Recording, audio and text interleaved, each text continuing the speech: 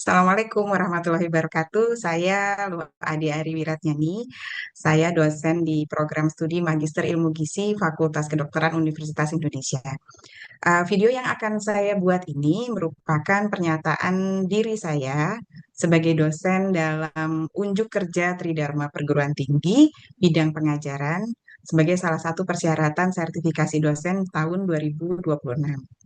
Pada video kali ini, saya akan menjelaskan salah satu mata kuliah atau modul yang saya ampu di tahun 2026, yaitu Food and Nutrient Intervention, yang dalam bahasa Indonesia disebut intervensi pangan dan zat gizi.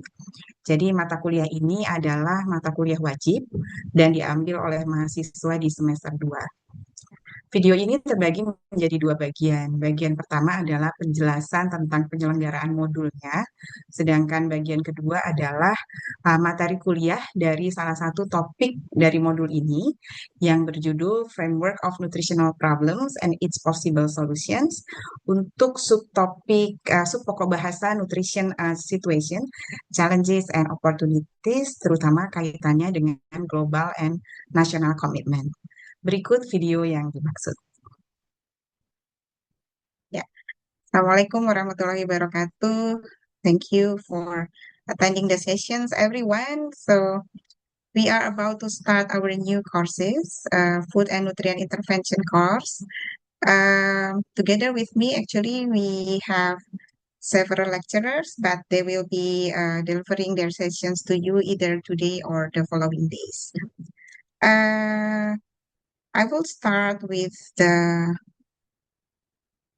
general informations of the course. Before that, in case you have questions or ask for clarifications, so don't be hesitate to raise your hands or just open mic. Oh, I forgot to introduce myself. Okay, you can call me Ade. So, Lu Ade Ari Wiratnyani. I think this is not the first time I'm meeting you. I remember I met you during the nutritional in epidemiology courses and also during the health promotion and nutritional anthropology. So happy to meet you again. So the module itself, the name is Food and Nutrient Interventions, and in Bahasa Indonesia, it is called Intervensi Pangan dan Zat Gizi. It is given in second semester, and it is an obligatory courses, so you have to take it. It's not an mata kuliah pilihan ya, so this is obligatory. It is valued as 2 credits, and we will be delivering sessions in the form of lectures, group work, and jigsaw. I think you have experience doing the jigsaw during our Nutriantro. And of course, there will be some case studies and presentation of the result of the group work and then field work. Yeah, remember, we will be going to visit the place where you have done your health promotion courses, and then we will be uh, implementing the intervention plan that you will be working in the group before. Okay, so in the learning outcome, if you look into this slide, this module will be given you, will equip you with the knowledge. Yeah, for example, here you can read, we want you to be able to understand the principles of implementing both specific and sensitive nutrition intervention in the field. On top of that, of course, we would like to also expose you to the skills. Yeah, so it's not only about the knowledge, but also the skills. What kind of skills? You will be given some group work where you are requested to use nutrition tools, some of them, and also to develop nutrition intervention. So you really will be planning a 1 day intervention. It's not really 1 day. It's only around 1 hour interventions to the food vendors and also to the school teachers. Yeah, let's do it on the second week. Learning objective, actually, learning objective is similar with the learning outcome, if you see, but we frame it in the objective sentence. Yeah, so we have 7, and the last objective is the psychomotor aspect where you have to develop the intervention and you do the interventions in the field. You can have this, maybe it's just too small for you to see in details, but I believe the Secretariat has uploaded the schedule in a mass. So please uh, look into that schedule.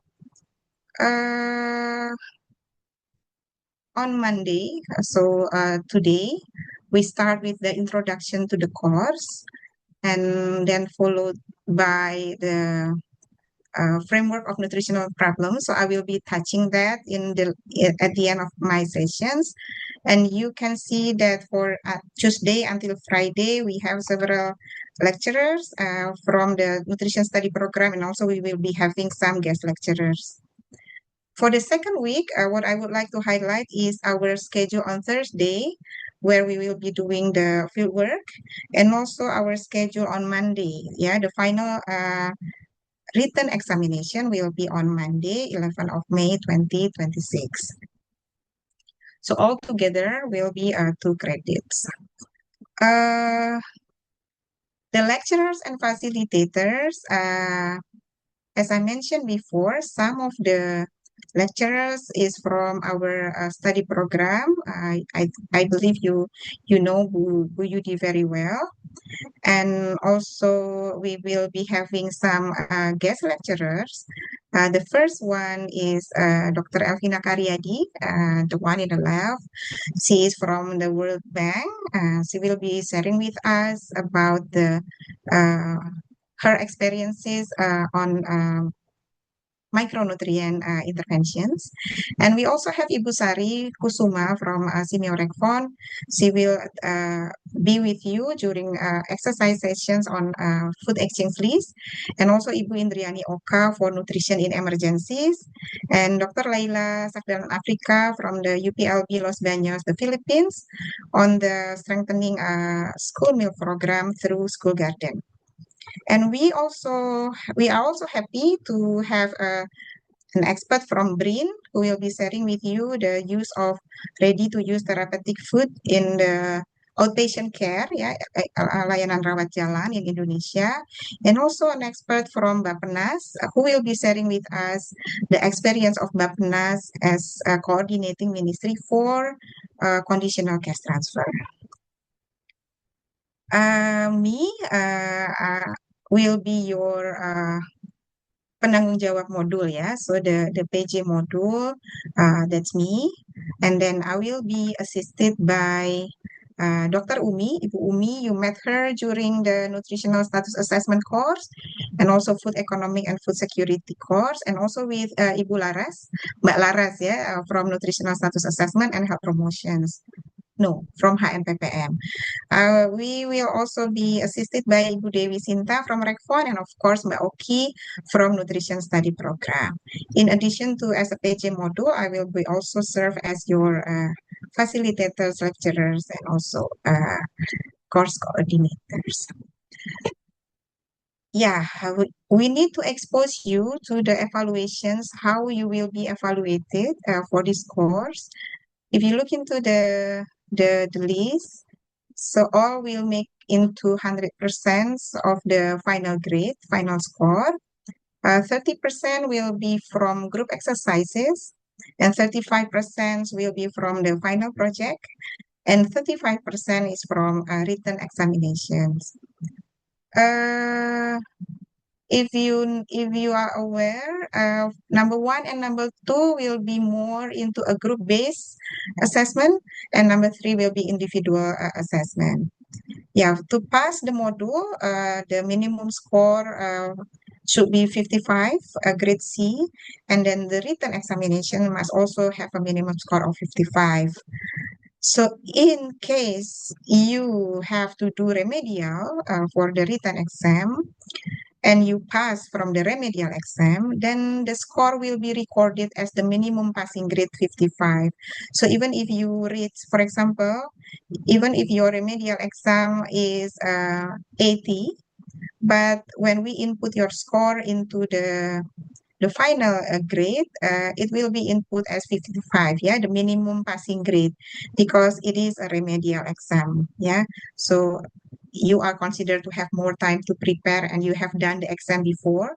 And because of that, to be fair with your colleague, your other friends, then the score will be the minimum passing grade, the 55. About the attendance, it will be one of the requirement for you to passing the module. So you have to attend minimally 70% for lectures and minimally 80% for non-lecture activities. For the group work, we will evaluate you based on the involvement of you in the discussions, and then the how active you are during the discussions. While the pleno is content of the presentation and your presentation skill and your activity during the Q&A questions.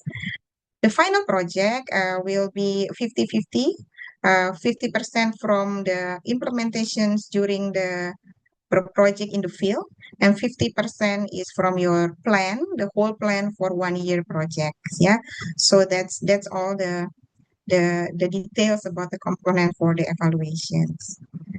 These are some recommended references. I will be sharing with you the link for all the recommended references. Yeah, I think that's all for the some of the introductions of the courses. So should anyone have questions? I think I would stop share first because I would like to see, yeah, you. Any questions from you regarding the arrangement of the course before I share the first topic? Ulfa, so far so good? So far, so good, Bu Ade, for the So far so, explanation. so far so good. So please be aware that some of the session will be started at 8, while some are at 8:30, yeah? And some will be in Imeri as offline and some will be online, yeah? So please beware with the apa tadi? The arrangement of the course. Okay, so let's start with the first topic.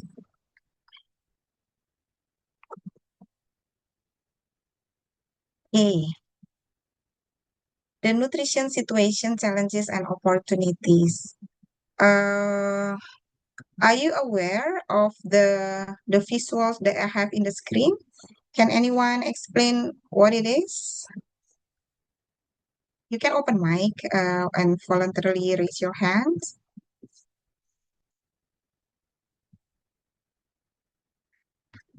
I don't see. I cannot see.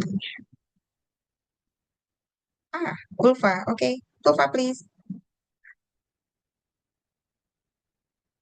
Thank you, Bu Ade. I think the picture that you already shared is the second point of several SDGs point, which is a zero hunger. And it's also described like several targets within the zero hunger, such as like universal access to safe and nutritious food and all forms of malnutrition cases. Yeah. Yeah, thank you. Yeah, Ulfa. Yeah, that's correct. The visuals is one of the goals and out of the 17 sustainable development goals. And why I specifically highlight these goals, because this is the goal that are closely related to nutrition. Yeah, we have 17 goals and we do have some goals that are still connected with nutrition, but the goals number 2 is the one that have a very close uh, connections with nutrition. So that's why I highlight this goal. Hmm.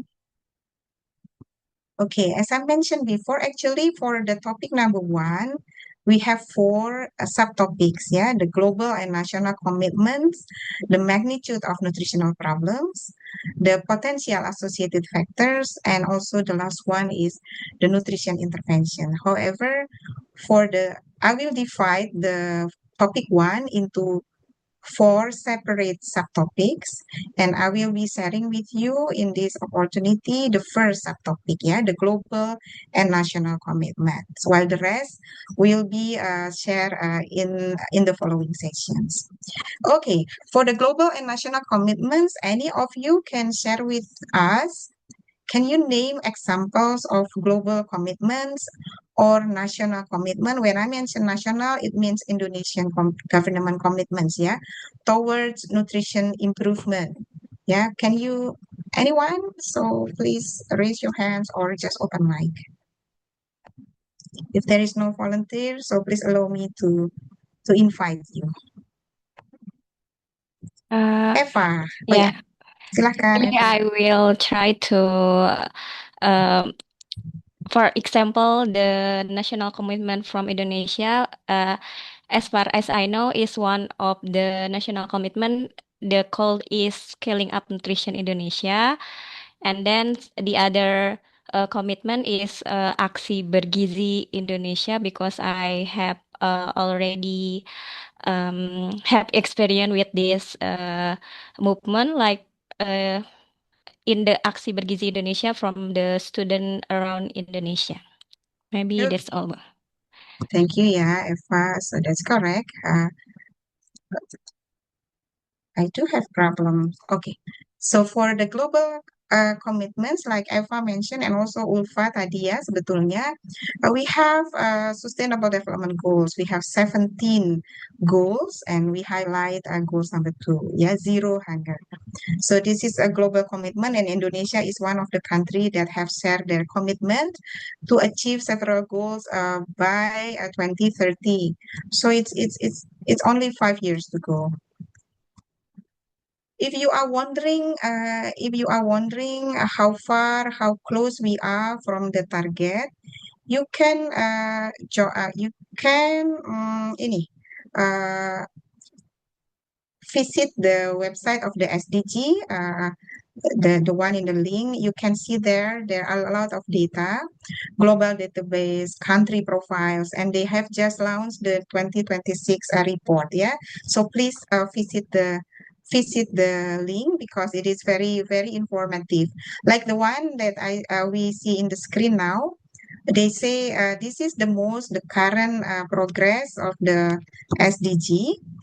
If you look into the picture di sana, the one below, the very colorful, nice one, you see that the green represent the on track of the target, while the yellow is the moderate progress, while the red one is the one that is either stagnant or even very out of track. Yeah, if we focus into goal number 2, the zero hunger tadi, I think we are quite far from achieving the goals, while the remaining time is only 5 years. Okay, if this is the global apa namanya itu a composite indicator. So I would like to expose you with these tabels. Yeah, this is two indicators of nutritional status. Yang atas woman of reproductive age, while the one down there is child and adolescent nutrition status. I would like to invite two of you. Anyone would like to share how do you understand this table, this figure, sorry. Tadi yang sudah Eva and Ulfa. So anyone?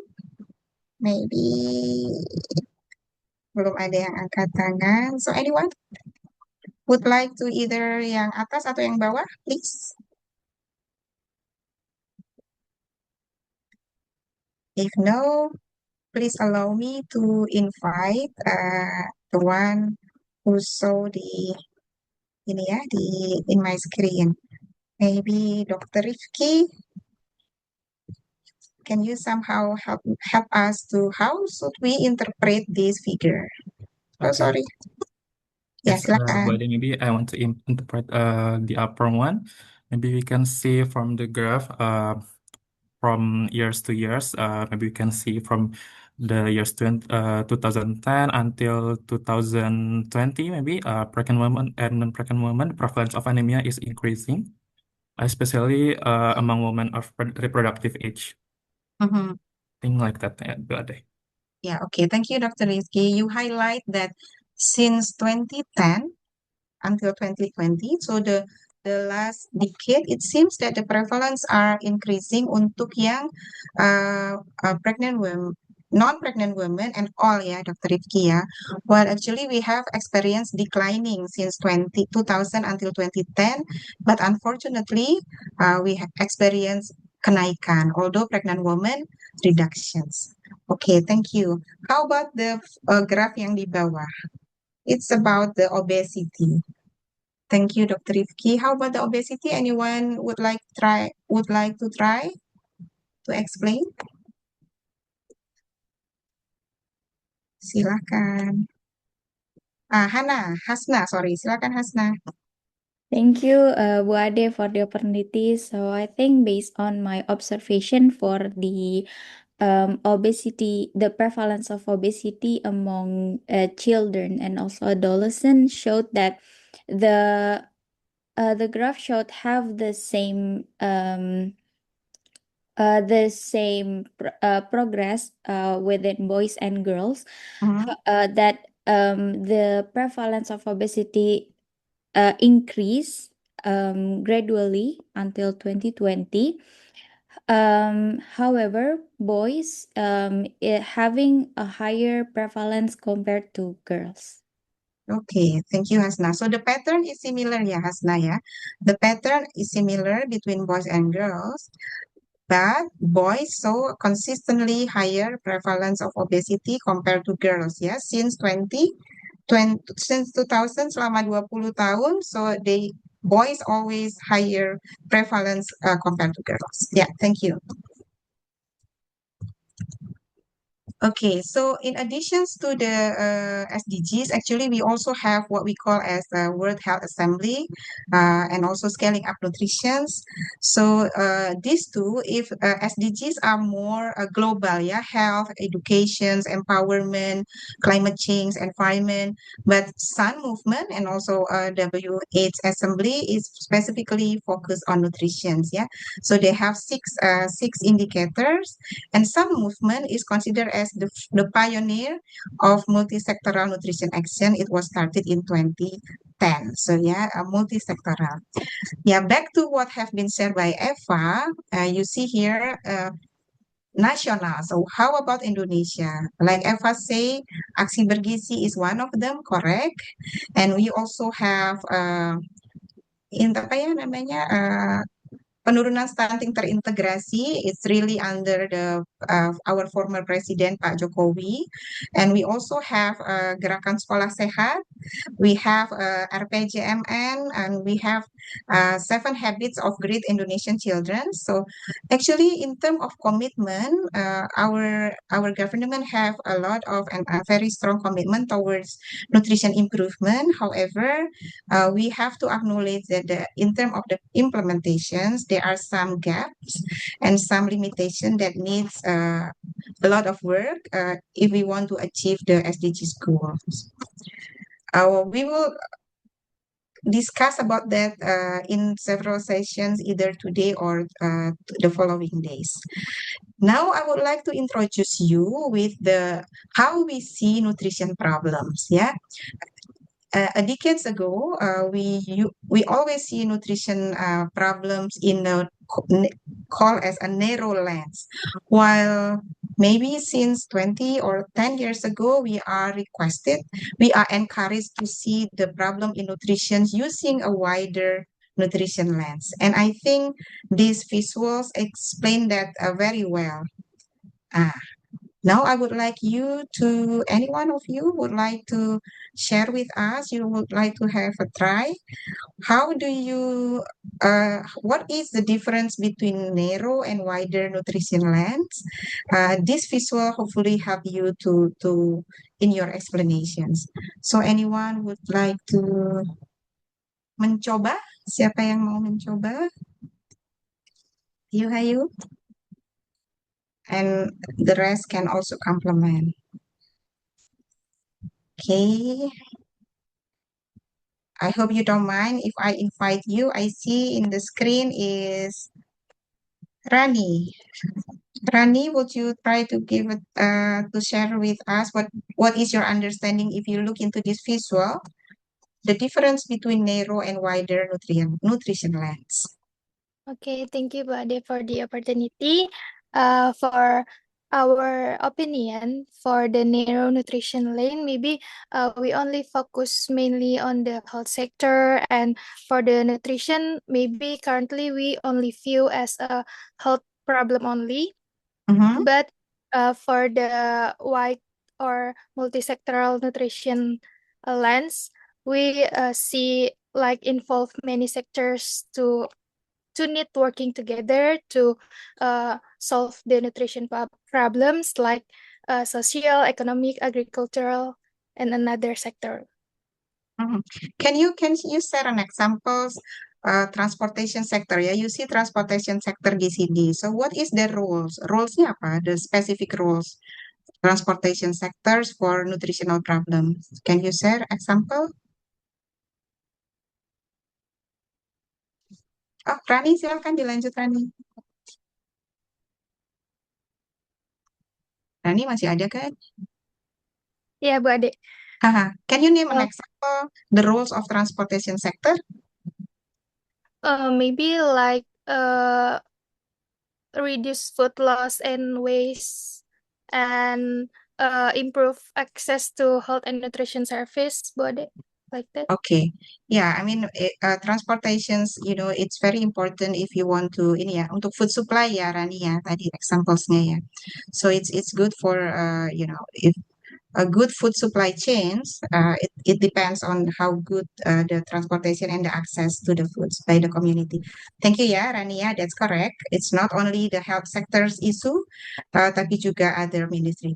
So this will be the last the last slide. I'm very happy to share with you that currently our Ministry of Health has launched a new policy putting the nutri level in the food package ya, minuman kemasan. Currently it is voluntarily, but later on it will be obligatory. So we will discuss about this later nanti during I think tomorrow.